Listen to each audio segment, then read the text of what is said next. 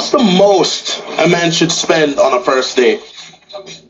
Well, I feel like there should be like a minimum, but not a most. If you want to go, beyond, that's on you. But like a minimum, I feel like if I'm gonna get ready and I'm gonna use all my products to come out with you, I need like a minimum of $200, a minimum, and that's like being nice. And what does the man get in return for that? My presents. What aren't Yeah, she's already sounded hella crazy right now. What? I want to know, like, where do people get these numbers? Where do they just pluck these numbers from? Where do they have this kind of entitlement to someone else's pocket? And they just think so highly of themselves to the point where it's just like, you're getting my presents. Are you not getting his presents? Is he not the type of guy that is valuable enough for you to date to the point where his presence matches your presence being there? Are you above him? And if so, why are you dating guys that you feel like you're better than? Like, that's a bit of a strange one, but we carry on. Aren't you having his presence within you already? Exactly. I hear you, but no. No. I mean, like, I'm here How is to it get different? to know you. I'm here to get to know you. You invited me out. But he has to drop $200 Yeah. Because minimum. yeah. Because you Just invited because me out. you have to do your makeup. Because I have to. Okay, so we're gonna do the math. My moisturizer is $400. My eye cream is $300. My serum is like another $300. My makeup, not included. So if I have to spend, that's my money. Yeah, but if we add that all up around the amount of time that you're going to use it, let's say all that stuff is going to last for like 6 months, that probably ends up being worth like maybe $2-3 for the day that you're actually using the product for, because you're not using all $400 and $300 of each individual. Anyway, I digress. I'm spending my money on these products. I'm going to use these products. What are you using them for, though? For myself. Okay. But I'm going to use these products and I'm going to show up, because it's not like I'm going to show up in sweats. The man doesn't owe you anything if you're just getting to know each other. If you're inviting me out, you owe me a date. How about you just come over and drink wine and let's watch Netflix? I'm not your friend. I'm not, no. What's the most a man should Yeah, this is crazy. This is absolutely crazy. You see, it's viewpoints like this that leave people in a transactional space when they actually go out, and then you end up being stuck. You end up being in this place where people just feel that they don't actually want to get to know you. They feel like you're just there for one specific reason. And most guys can see right through this. They're going to treat you exactly how you're treating them. And it don't matter how long it takes for some guys. Some guys will spend a whole heap of money.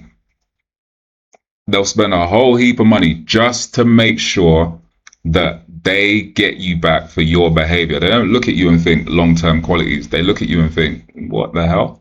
Like, why are you so entitled? So then they're going to be on a mission to be like, I just want to crack. And then you're going to get to the point where dudes ain't taking you seriously, because there's not much to take serious, because you don't take yourself seriously, because you're equating everything that you bring to a date to a dollar value. So you're turning around and saying, I'm bringing this much, I'm bringing myself and all this makeup that I'm using, so you got to pretty much pay me for my time. So if someone's paying you for your time, there's a word that they use for something like that. But I'm not the one that's going to say it. But I just think she's got the wrong mindset. I don't think her friend is doing her any favors by being an enabler, by not turning around and saying, hey girl, listen, you're doing too much. You're doing too much right now. Maybe they're on the same type of time. Who knows? They might be on the same type of time. Like, birds of a feather rarely do not flock together. They're all on the same type of time. It's rare that you see a 2-girl relationship or a girl have a girlfriend and she's not either being the biggest enabler and not setting her straight, or she's on the same type of time herself. So either way, it's not cool, because her friend should turn around and say to her, hey, listen, like, you see the way you're moving right now, this ain't the way to go. This is absolutely not the way to go.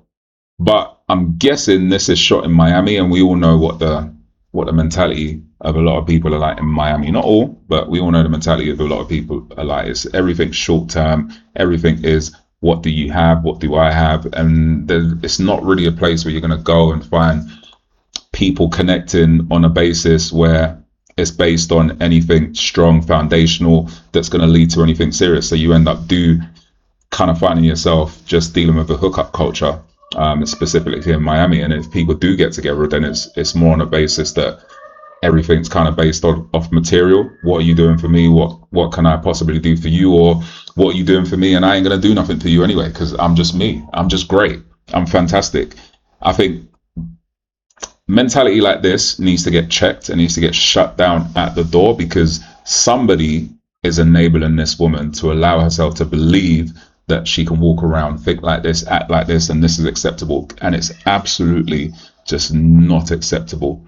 It's not acceptable. It's not the way to kind of have an outlook on life. But at the end of the day, if someone wants to mess with her, then that's their prerogative. So at the same time, it's up to the people that want to actually mess with her, whether they do or not. But ultimately, it's just going to lead to a place where she's going to feel really, really empty.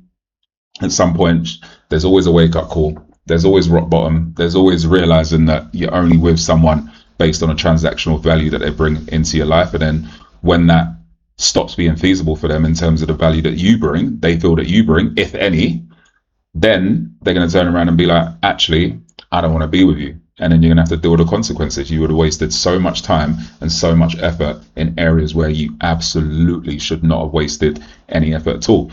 But I'd like to know your thoughts. Let me know what you think. Drop some comments. And as always, I'll catch you in the next one.